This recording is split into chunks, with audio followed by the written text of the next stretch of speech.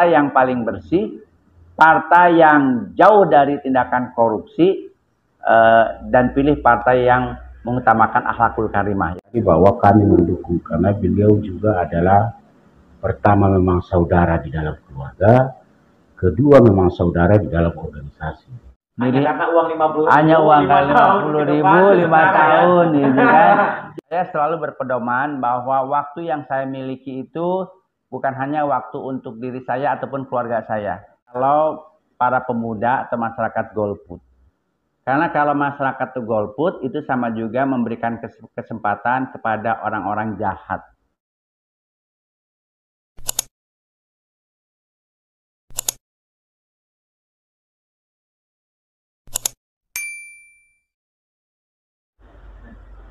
Bismillahirrahmanirrahim. Assalamualaikum warahmatullahi wabarakatuh. Waalaikumsalam. Nah, hari ini kita dapat berkesempatan bersama Kang Eman Sulaiman Nasim. Beliau lahir di Bogor 6 Oktober 1970. Beliau ini asli putra dari wilayah Kecamatan Gunung Putih. Nah, ditemani juga sama seorang tokoh dari Ormas PPKB Banten yang mempunyai wilayah Kecamatan Gunung Putih. Nah, Kang Iman, sehat Kang Iman? Alhamdulillah. Nah, Kang Jabir? Alhamdulillah sehat. Nah, Kang Iman nih, saat ini kesibukannya seperti apa nih sehari-hari ini? Baik, terima kasih Bang Ibeng. Terima kasih Mahatma TV yang telah menyempatkan waktu untuk bersilaturahim. Jadi perkenalkan, nama saya Eman Sulaiman Nasim. Saya asli Kabupaten Bogor. Saya dilahirkan di Desa Telajung Udik, nih, Kecamatan Gunung Putri, Kabupaten Bogor, itu 6 Oktober tahun 1970.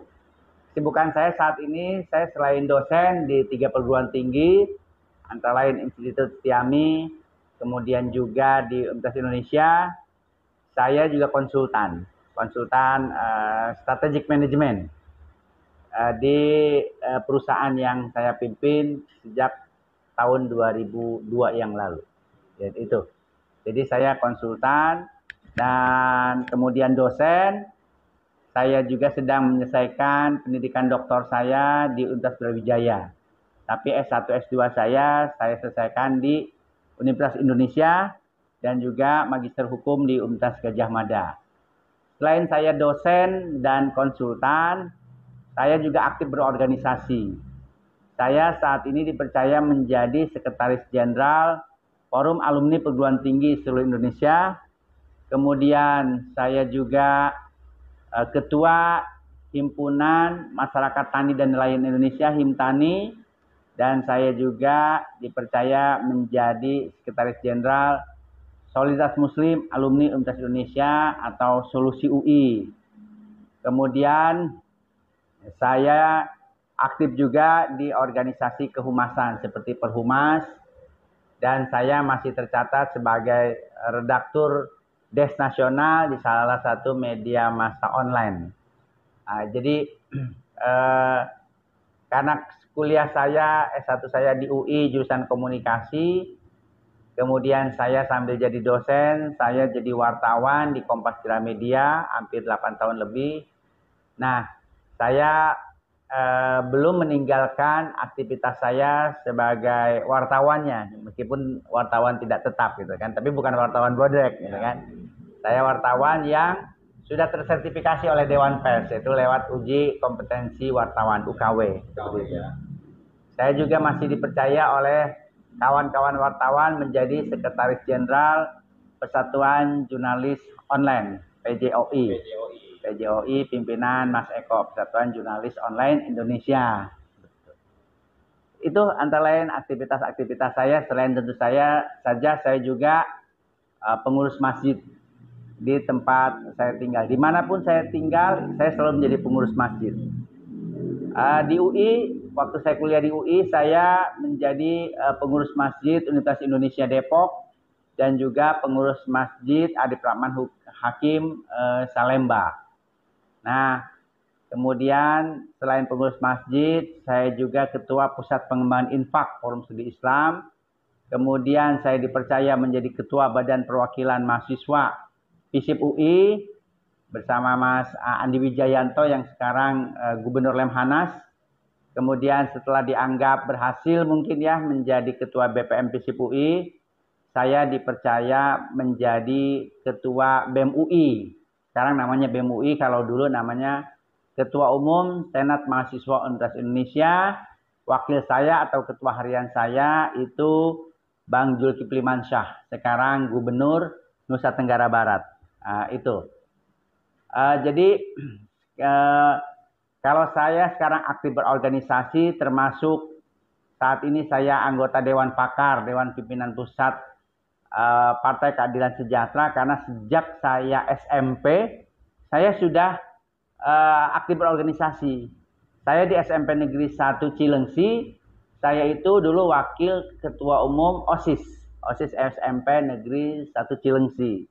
Nah, kalau SMA saya tidak aktif berorganisasi karena memang fokus saya supaya bisa kuliah di Universitas Indonesia. Jadi fokus saya di SMA itu belajar. Baru setelah saya diterima di Universitas Indonesia, saya mulai aktif sebagai aktivis itu bergerak dari masjid. Mulai dari Masjid Arif Rahman Hakim Salemba UI. Kemudian saya juga menjadi pengurus Masjid Universitas Indonesia. Baru kemudian dipercaya menjadi Ketua Pusat Pengembangan Infak Forum Studi Islam. Dianggap berhasil menghimpun dana untuk mahasiswa-mahasiswa Muslim yang tidak mampu. Kemudian juga membiayai kegiatan-kegiatan keislaman.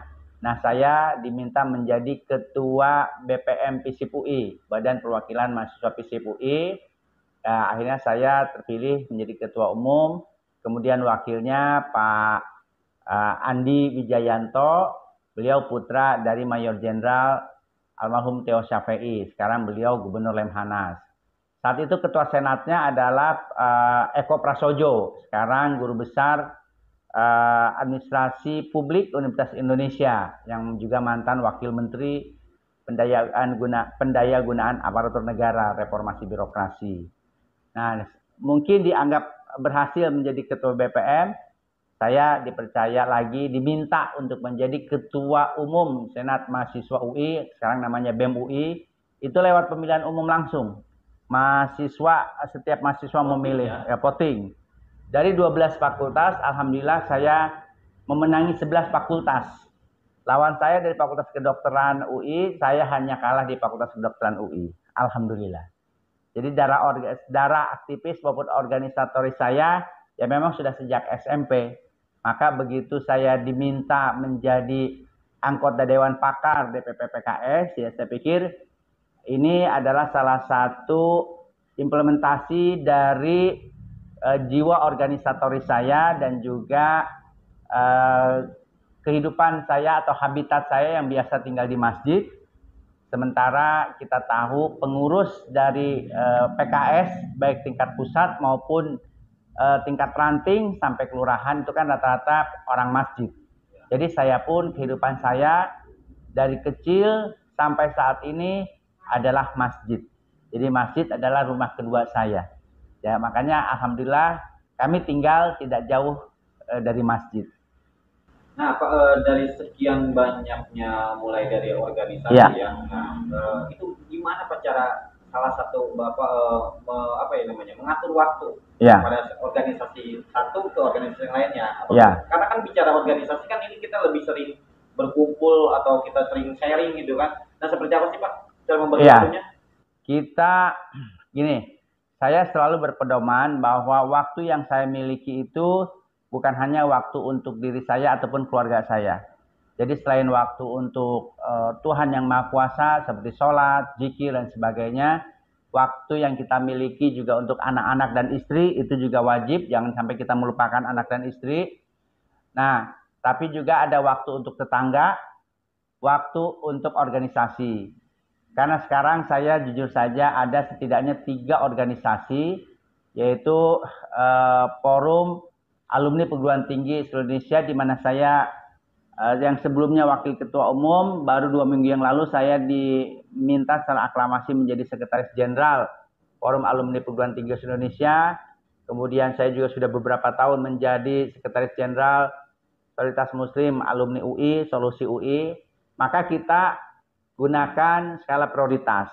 Skala prioritas itu misalnya dalam waktu dekat Forum Alumni Perguruan Tinggi Indonesia atau FAFI akan mengadakan misalnya diskusi panel tingkat nasional, maka itu yang kita prioritaskan. Itu. Jadi apa yang menjadi skala prioritas ya itu yang kita, apa yang penting yang di depan mata itu kita prioritaskan. Nah, seperti sekarang misalnya saya dicalonkan oleh Dewan Pimpinan Pusat Partai Keadilan Sejahtera untuk menjadi anggota DPR RI, maka amanah itu saya tidak bisa anggap enteng. Amanah itu harus saya perjuangkan, maka konsentrasi saya selain ke organisasi tadi, jadi saya fokuskan juga bagaimana saya harus meyakinkan masyarakat, khususnya masyarakat kabupaten, khusus Kabupaten Bogor, khususnya masyarakat Kecamatan Cilengsi, bahwa saya ini terjun ke politik dan menjadi calon anggota DPR itu bukan untuk kepentingan saya pribadi, tapi saya terjun ke politik itu karena saya orang asli Kabupaten Bogor dan saya melihat Kabupaten Bogor itu pembangunannya bila kita bandingkan dengan daerah-daerah lain di Jawa Tengah maupun Jawa Timur itu tertinggal. Jalanan-jalanan juga rusak, tingkat pendidikan masyarakat juga masih jauh, kemudian pengangguran juga banyak. Karena itulah saya sebagai orang asli Kabupaten Bogor, saya terpanggil untuk mendermakan sisa umur saya itu kira-kira biar bermanfaat buat saudara-saudara saya di Kabupaten Bogor. Saya tidak mencari materi, karena insya Allah cukuplah untuk hidup sejahtera dari apa yang sudah saya usahakan sebagai dosen, sebagai konsultan, maupun sebagai trainer itu sendiri. Berarti Pak, kalau untuk di kalangan mahasiswa sendiri ya, apalagi kita melihat nanti untuk pemilu di 2024 nanti kan mayoritas hak suara itu banyaknya pemuda milenial Pak. Betul. Nah berarti sosok dari Pak Sulaiman ini kalau bicara mahasiswa udah mungkin terkenal juga ya di kalangan untuk di wilayah Kabupaten Bogor sendiri. Untuk hal itu perlu survei sebetulnya, tapi surveinya harus survei yang objektif. Jadi bukan survei yang dibayar kemudian memenangkan yang dibayar, bukan. Jadi surveinya itu harus survei yang diselenggarakan oleh lembaga yang objektif, netral, gitu kan. Nah, kalau belum disurvei begitu, saya tidak berani mengatakan itu, karena gini, saya mengajar mahasiswa itu, saya mengajar di UI sejak tahun 1996. Mbak Puan Maharani itu adalah salah seorang mahasiswa saya. Itu yang pertama tahun saya mengajar sejak 1995. Jadi Mbak Puan Maharani dulu salah satu mahasiswa saya mengambil mata kuliah metode penelitian komunikasi. Jadi kalau Mbak Puan Maharani aja kan sekarang udah bukan generasi muda lagi kan. Kemudian saya juga ngajar di STAN, mengajar di Istiami. Kebanyakan mereka tinggalnya bukan di Kabupaten Bogor. Jadi mereka, karena saya ngajar di UI, kampus Depok, kebanyakan kan mahasiswanya selain dari Jakarta, dari kota-kota besar lainnya. Kemudian juga ngajar di STAN. Yang Bogor itu paling hanya 2 orang. Ya kan? Iya, terhitung. Selebihnya orang dari berbagai daerah. Dan demikian juga di Istiami. Tapi hasil ngajar itulah yang membuat saya prihatin. Kenapa masyarakat Kabupaten Bogor, kenapa adik-adik saya dari Kabupaten Bogor sedikit sekali yang masuk UI, sedikit sekali yang masuk STAN, gitu kan? Itulah yang salah satu membuat saya prihatin, dan ini juga yang mendorong saya untuk terjun ke dunia politik, untuk menjadi calon anggota DPR RI dari Kabupaten Bogor, sehingga akhirnya nanti saya salah satunya bisa meningkatkan kualitas sumber daya manusia masyarakat Kabupaten Bogor, salah satunya dari pendidikan, karena bagaimanapun pendidikan itu sangat mempengaruhi masa depan suatu bangsa, termasuk anggota masyarakat itu sendiri. Jadi saya seperti saat ini saja, yaitu salah satunya karena pendidikan, karena saya belajar keras, ada motivator saya yaitu kakak saya Dr. Jajang Gunawijaya, sehingga saya terpacu, walaupun mungkin saat itu kondisi ekonomi sedang tidak memungkinkan, tapi karena saya punya motivator, kakak saya sudah kuliah duluan di UI, sudah diterima, jadi saya belajar keras sehingga saya akhirnya diterima di UI. Nah, di UI itu banyak sekali kesempatan kesempatan beasiswa, termasuk kesempatan untuk mendapatkan mencari nafkah. Nah, inilah yang kalau saya terpilih menjadi anggota DPR RI itu, saya ingin membangkitkan semangat generasi muda dari masyarakat Kabupaten Bogor. Jadi selain untuk sekolah lebih tinggi lagi ke perguruan tinggi negeri, utamakan karena negeri lebih murah bayarannya, juga ke sekolah-sekolah kedinasan. Nah, inilah yang menurut saya masyarakat Kabupaten Bogor belum seluruhnya tahu bahwa sekolah negeri itu tidak semahal yang dibayangkan oleh masyarakat. Kemudian sekolah kedinasan. Kalau bisa sekolah kedinasan, maka ambillah sekolah kedinasan. Seperti misalnya Akademi Kepolisian, Akademi Militer, kemudian juga Sekolah Tinggi Ilmu Statistik, kemudian Politeknik Keuangan Negara, belum lagi ada Sekolah Tinggi Intelijen Negara, ada lagi Politeknik Cyber Sandi Negara, gitu kan. Itu kalau bisa diterima di situ, begitu mereka kuliah tahun pertama, dari ujung kaki sampai ujung kepala, itu dari biaya negara. Kecuali PKN STAN ya, karena saya dosen di PKN. Saya pengajar di Politeknik Keuangan Negara STAN. Jadi yang diberikan beasiswa oleh STAN itu, oleh pemerintah, sekarang itu hanya biaya kuliahnya saja. Tapi asrama, buku-buku, makan itu tidak ditanggung lagi. Tapi kalau seperti Akademi Kepolisian, Akademi Militer, kemudian Secaba, ya kan, atau Sekolah Tinggi Intelijen Negara, ada lagi Sekolah Tinggi Badan Pertanahan Negara yang nanti kalau sudah lulus itu menjadi stafnya BPN. Itu semua ditanggung negara. Dan kalau sudah lulus itu jadi otomatis jadi CPNS, kan enak. Jadi buat masyarakat Kabupaten Bogor yang katakanlah kondisi ekonominya pas-pasan itu kan, itu bisa kita bimbing supaya mereka bisa diterima di sekolah-sekolah tinggi kedinasan. Jadi ini salah satu acuan Bapak juga ya, karena mungkin sebagian besar Kabupaten Bogor ini SDM-nya kurang gitu ya Pak. Ya. Jadi memacu Bapak untuk melakukan gimana caranya nih, karena kan untuk saat ini yang punya kebijakan itu kan hanya anggota dewan. Betul. Gitu kan. Betul. Saat kita mempunyai kebijakan ya, apapun bisa kita lakukan. Betul, betul. Bahkan Ridwan Kamil kan berkata Pak, kan, dakwah yang baik itu memang di saat kita jadi pemimpin. Betul. Nah Pak, kemarin saya sempat lihat Bapak juga di salah satu acara BPKB Banten ya. Gitu. Itu Bapak lagi ngapain Pak? Oh, saya sebagai orang asli Gunung Putri dilihat oleh ketua dan pengurus BPPKB Banten Kecamatan Gunung Putri.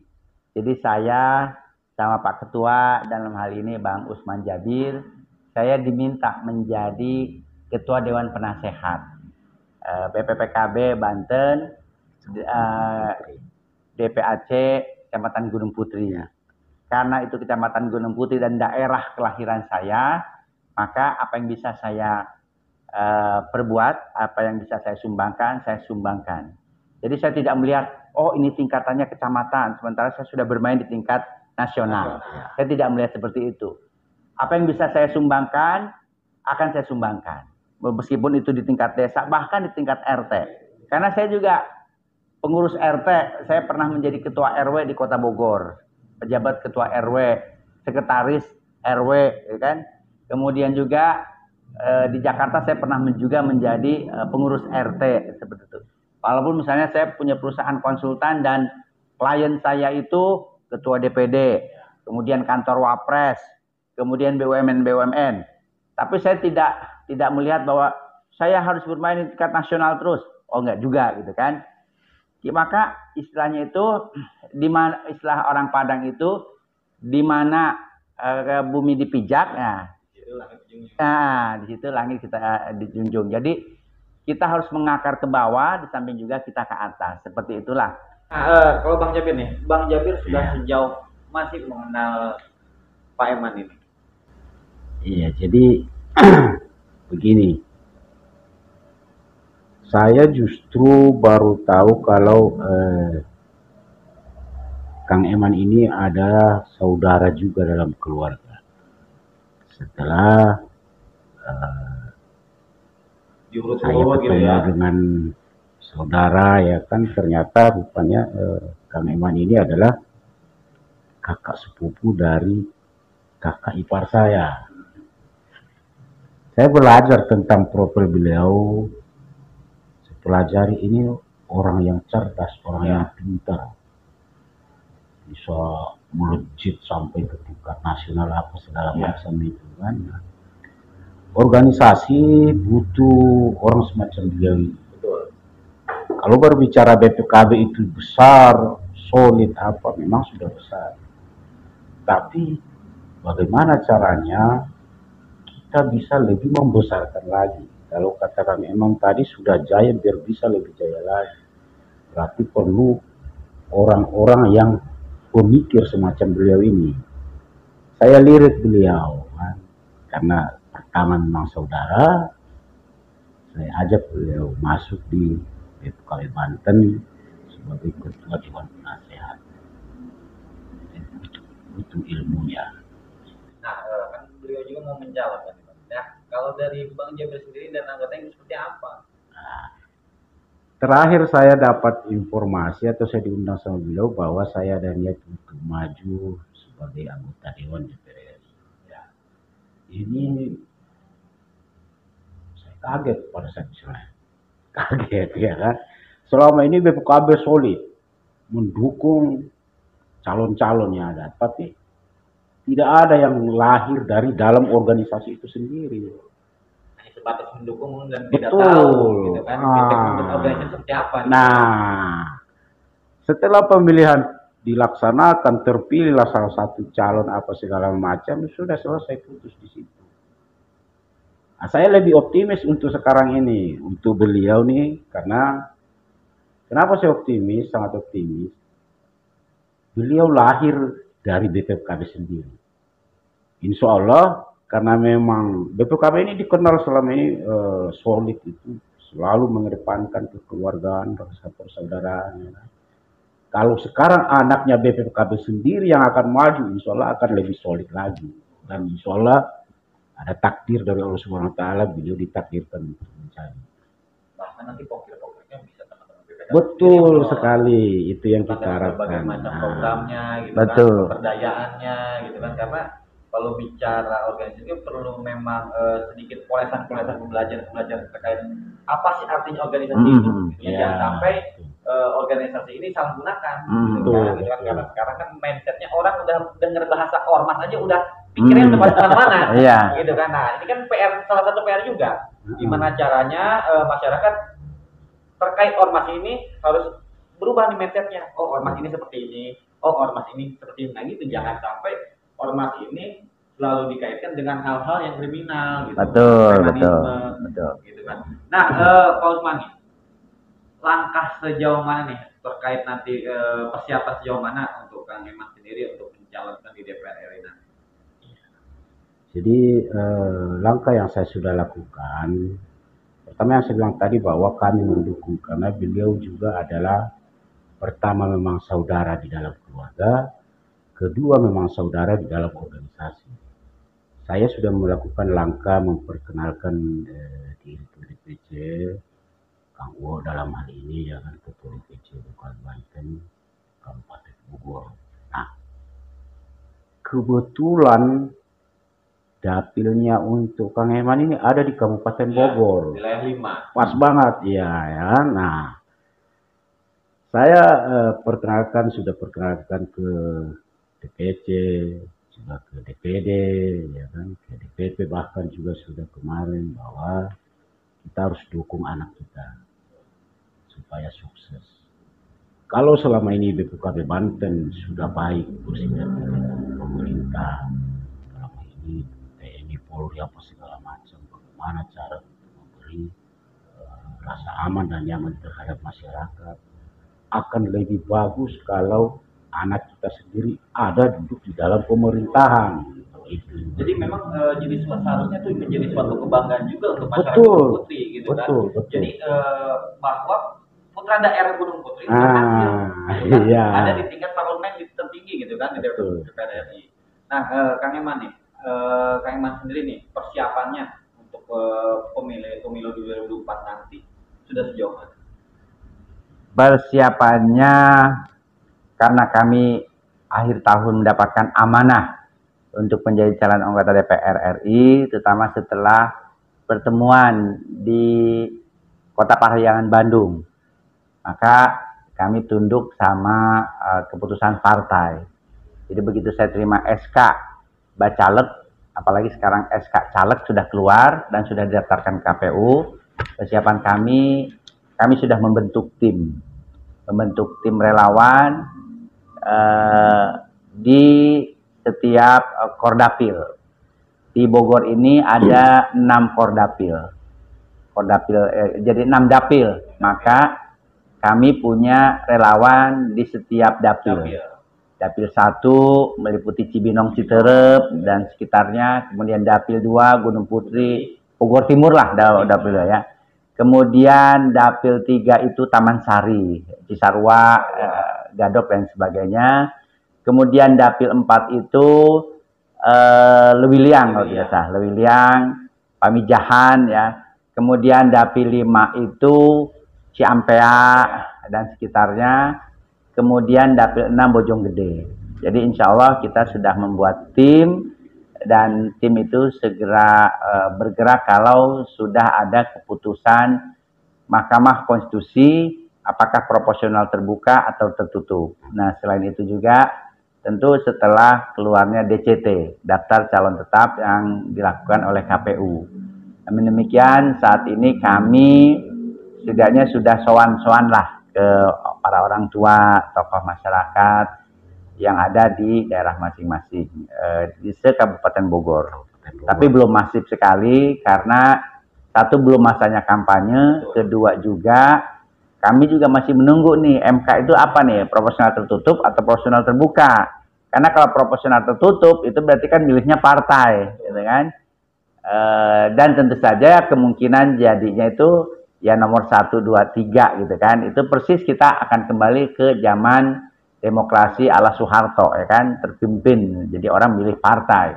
Tapi kalau kalau proporsional terbuka itu kan saya ditempatkan di nomor 8. Insya Allah meskipun nomor 8, kalau misalnya karakter saya bagus, apalagi saya didukung oleh BPPKB Banten, karena saya sendiri Ketua Dewan Penasehat BPPKB Banten, DPAC Kecamatan Gunung Putri, kan kita tahu lah BPKB Banten itu solid gitu kan, dan ada hampir di seluruh kelurahan, desa, 450 desa di Kabupaten Bogor.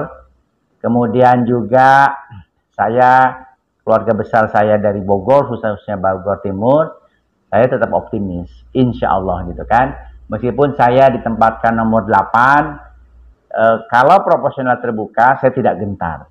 Dengan memohon pertolongan pada Allah, dengan izin Allah gitu kan. Amin. Siapa tahu tahun ini adalah memang saatnya saya bisa mendermabaktikan diri saya di tingkat nasional dalam rangka memberikan perhatian kepada masyarakat Kabupaten Bogor yang selama ini kurang mendapatkan perhatian. Karena apa? Karena anggota DPR yang memperoleh kursi dari Dapil 5 Provinsi Jawa atau Kabupaten Bogor sampai tahun 2019 itu sebagian besar orang luar Kabupaten Bogor. Hanya 1 yang dari Kabupaten Bogor asli gitu kan. Selebihnya adalah orang luar. Nah, saya berharap kalau proporsional terbuka, masyarakat Kabupaten Bogor, khususnya Bogor Timur, bukan lagi menjadi objek dalam pemilu, tapi menjadi subjek. Nah, makanya sesuai dengan slogan perubahan, ya kan? Perubahan untuk persatuan yang lebih baik. Insya Allah, saya mendorong masyarakat Kabupaten Bogor berubahlah. Optimis.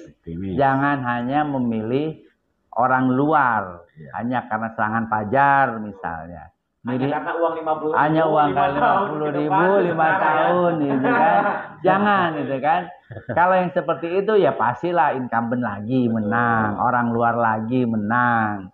Karena saya kan belum menjadi anggota DPR dan saya bukan pengusaha besar. Saya dosen sama konsultan. Berapa sih penghasilan dosen sama konsultan gitu kan? bisa membiayai kampanye saja tanpa dukungan oligarki, udah alhamdulillah gitu kan. Lewat uang halal, uang hasil kerja saya halal gitu kan. Seperti itu. Jadi mudah-mudahan masyarakat Kabupaten Bogor sekarang kalau proporsional terbuka itu sadar bahwa sekarang kita bukan lagi sebagai objek, tapi sebagai subjek. Karena ada orang Bogor sendiri nih yang didukung oleh BPPKB, yang didukung lagi oleh para ulama, pengurus pencaksilat, pengurus masjid, maju. Nanti kalau saya terpilih, insya Allah yang menjadi prioritas utama saya nggak muluk-muluk, misalnya seperti mercusual, bicara soal nasional, internasional itu kan, tapi lupa anggota DPR RI itu terhadap masyarakat yang sudah memilihnya. Padahal mereka menjadi anggota DPR itu karena dipilih oleh warga daerah situ. Seperti hanya sekarang misalnya kita menjadi menteri, menjadi gubernur, lupa kalau kita itu anak orang tua. Nah, maka sebelum kita sosokan bicara tingkat nasional berbakti, yang utama adalah berbakti pada kedua orang tua dahulu. Karena orang tua lah yang menyebabkan kita lahir di dunia. Iya, ridho orang tua, roda Allah gitu. Allah ridho orang tua. Maka anggota DPR pun harus begitu. Nah, Pak, yang terakhir, seperti sekarang kan banyak juga nih pemuda, apalagi pemilih-pemilih sekarang kan pemuda milenial. Ya. Justru pemuda milenial lebih pintar. Di saat memang ada yang money politik, dia akan cenderung mengambil, tapi dia lebih akan memilih apa yang ia pikir akan bagus. Gitu kan? Nah, terus kepada harapan Bapak kepada atau pesan yang disampaikan kepada para pemuda-pemuda yang masih golput, yang tidak ingin memilih nanti seperti apa sih Pak? Ya, pertama gini, kalau proporsional terbuka sangat disayangkan dan menjadi sebuah kesalahan besar kalau para pemuda atau masyarakat golput. Karena kalau masyarakat itu golput, itu sama juga memberikan kesempatan kepada orang-orang jahat untuk menguasai negeri ini. Betul. Nah, kan Ali pernah bicara ya, Ali Radhiallahu. Maraknya kejahatan itu ya bukan karena orang-orang jahat lebih pintar. Karena orang pintar, orang yang punya integritas diam, ya kan? Kejahatan itu menang karena mereka tersusun rapi. Sementara orang-orang baik, orang-orang benar, orang-orang yang punya integritas dan jujur, itu tidak terorganisasi secara baik. Jadi kejahatan menang. Nah, saya berharap, pertama mudah-mudahan proporsional terbuka. Setelah proporsional terbuka, saya berharap masyarakat yang punya hak suara, itu memanfaatkan kesempatan sebaik-baiknya untuk 5 tahun ke depan, memilih orang-orang baik. Bagaimana cara memilih orang-orang baik? Lihat rekam jejaknya. Lihat pendidikannya. Pernah terlibat korupsi? Tidak. Lihat keluarganya. Gitu kan. Sekarang udah zaman transparansi. Sekarang sudah zaman terbuka. Cari search Google Eman Sulaiman Nasim sudah sangat jelas. Pendidikannya apa, latar belakangnya apa, aktivitasnya secara apa. Lihat keluarganya. Keluarga saya bukan keluarga pejabat tinggi negara yang korupsi, bukan pengusaha-pengusaha nakal, bukan gitu kan. Keluarga saya, orang tua saya asli tokoh masyarakat Kecamatan Gunung Putri yang tidak pernah ada kasus yang macem-macem gitu kan. Bahkan ikut membangun Desa Telajung Udik yang dulu masih suasananya agraris, pedesaan gitu kan. Ikut membangun SD Negeri 1 Telajung Udik gitu kan. Ikut membangun madrasah ibtidaiyah, ya itu demikian juga ibu saya. Tapi jangan pilih orang hanya karena banyak uangnya saja, ternyata uangnya ada dari bapaknya pejabat yang terindikasi korupsi, bukan seperti itu, Nah, sementara untuk proporsional, kalau misalnya proporsional tertutup, mudah-mudahan Mahkamah Konstitusi, para hakim Mahkamah Konstitusi membuka mata. Terbuka mata hatinya, jauh lebih bagus menurut saya proporsional terbuka. Karena wakil rakyat yang akan duduk di parlemen itu adalah wakil rakyat yang sudah dikenal masyarakat. Hasil pilihan masyarakat, kan? Kemudian dalam pemilihannya pun masyarakat juga sedikit banyak ikut menikmati. Misalnya ketemu makan siang gitu kan, bukan main itu ya, bukan main serangan fajar. Sehingga ada diskusi interaktif antara calon anggota DPR dengan masyarakat setiap daerahnya. Di situ masyarakat mengenal. Selebihnya masyarakat bisa searching, apalagi meskipun tadi saya katakan tingkat pendidikan masih rendah itu dalam artian lulusan perguruan tinggi.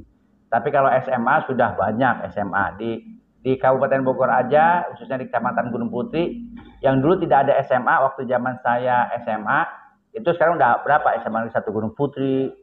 Banyak ya, apalagi yang swasta-swastanya. Jadi adik-adik saya yang lulusan SMA itu sudah sangat melek IT.